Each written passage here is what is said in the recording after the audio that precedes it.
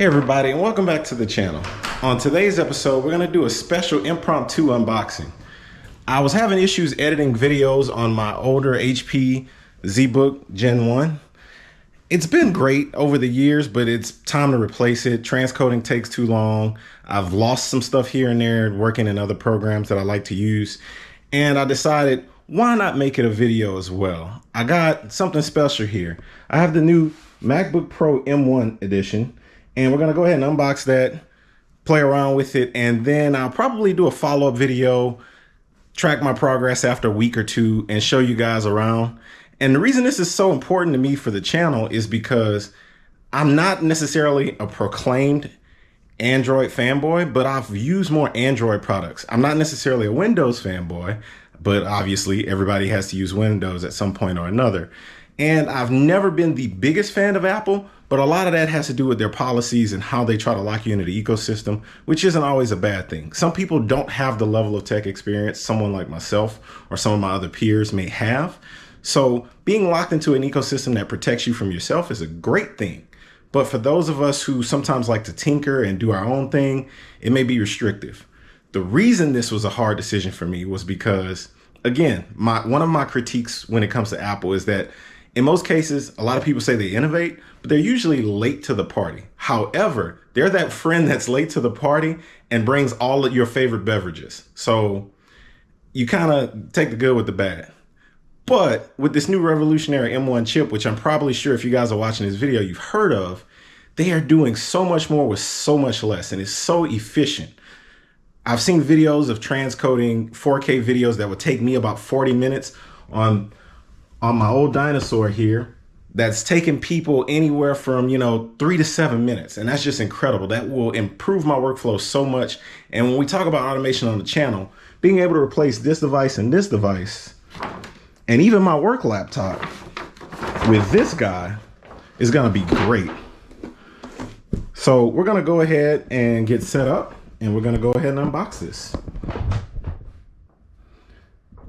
Again, like I said, I'm gonna do a follow-up video on how everything's going as far as performance. Because I know a lot of videos out right now, people are giving you like their initial impressions, first response, and this, that, and the third. But I wanna go ahead and do a deep dive and see, a week or two in, instead of just the initial hype of, hey, this is out, this is new, I like it, you should try it. So again, this is the MacBook Pro. This is the M1 edition. So the MacBook Pro has the fan in it, whereas the MacBook Air doesn't. That was one of my deciding factors. I'm not a big fan of the touch bar, so I was really torn between the Air and the Pro. But with that being said, the Pro with the fan, I think just from a longevity standpoint, would probably be better for you. It doesn't thermal throttle, so that means when the processor starts to get hot, it doesn't necessarily like back off your processing power because it has a fan. But I just think over time, wear and tear on, that thing getting hot will play a factor. So I just wanted to be safe, and I got the MacBook Pro instead of getting the Air, even though it was a little bit more expensive. So out of the box, you get obviously the laptop.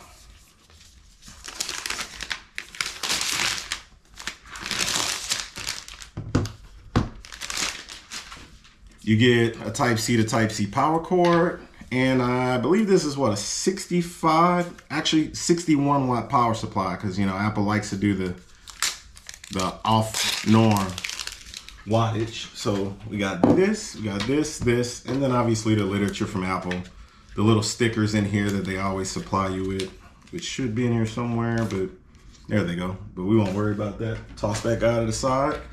And so what I want to do first, as part of my little trial run in the first week, I'm going to give it a full charge, and we're going to run it just off a battery once we get that full charge. And from there, we're gonna see how long the battery lasts. I'm gonna do some video transcoding, obviously. I'll probably end up transcoding this video, and I'll do the same thing on the old boy here that we're gonna retire, just to see what the difference is, and give you guys that report back as part of a follow-up video. So again, look forward to that. But other than that, this is it. Go ahead and get her open.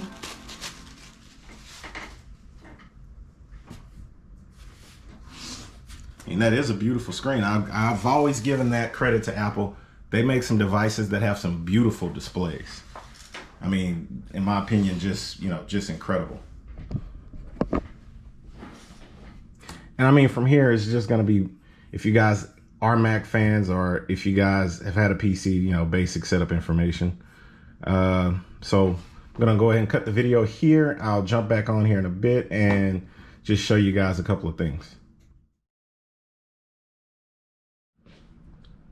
Okay, so one of the first things you're going to need to do if you're switching from a Windows PC to a Mac is you're going to need to download their migration assistant if you want to transfer things in real time instead of having to do everything in, on a drive and back it up, which actually I've already done.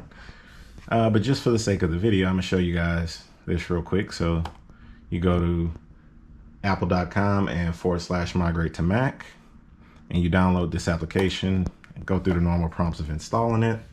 And now it looks for my PC. You see it found it there. We're going to hit continue.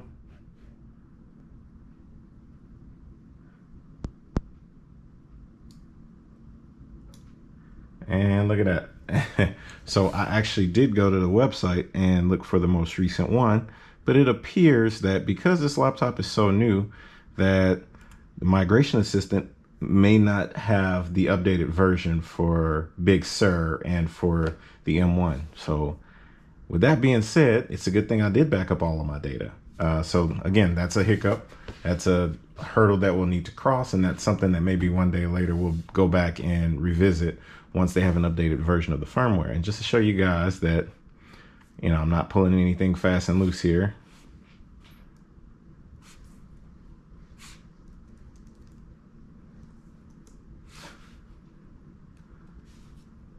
Version 2.2.0.1. It brings us back to the same site. Remember, guys, this is going to be my daily driver, so I have no incentive to do anything, that's not in favor of this being successful for me. So this is a hurdle that apparently Apple hasn't addressed. I mean, I guess in most cases, most people would be switching from a Mac to a Mac. I'm just the oddball here who, is running an Android phone with a Mac PC. But again, this guy's going to replace this and this. So we'll move on to some other steps and see you guys in a minute.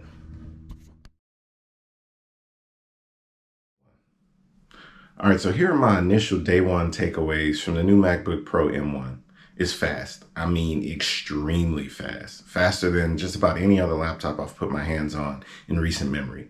To take a quote away from some of my older male family members, this thing runs like a scared rabbit. And I mean, it's not even close. I was able to hook my GoPro straight up to the M1 and copy over about 5 gigs of video footage in 4K resolution. I think it was about 30 frames per second. And I mean, I did it in under 5 minutes easy. It's ridiculous. So there's a couple of other things. Obviously, app compatibility is something everybody talks about. You may have issues. So if you need something to work, for example, I initially had issues with the Brave Chromium browser. That's not working. I discovered another issue with OBS where the display capture setting does not work. I don't know if that's just a hiccup with my setup or whatever, but I'm almost willing to believe that it does have something to do with Big Sur or with the ARM architecture because it's not picking up the display. So that's going to be something further to look into, or I may have to use an alternative source for screen capture, but we'll play around with that. Other than that, who do I think this is for? I would say this is more for your prosumer. Yes, it is fast. Yes, it is more than capable. It's, everything everybody's saying you can edit, 4K video without any stuttering or anything like that. That's all true. However, app compatibility is an issue. This is what I will consider my daily driver. I plan to use this even for my work function since I have remote access to a lot of the applications. But my case and mileage may differ from some of the other people who are looking to use it. So if you have something mission critical that you make money on and that's not available at this point, hold off. I would say, again, this is like their entry level laptops. And for what we would consider the Apple tax, it's a great value. I mean, simply a great value. We haven't seen anything in these price points from Apple where you get this much performance in a long time. So I'm thoroughly impressed. I do give it obviously a thumbs up. I will be doing, a video series on my experience with it moving forward. So look forward to that. If you haven't already, make sure you guys like and subscribe so you get notified anytime I post new videos. Make sure you hit that bell up top so it gives you the notification as soon as video posts. Other than that, I'll see you guys on the next one. Later.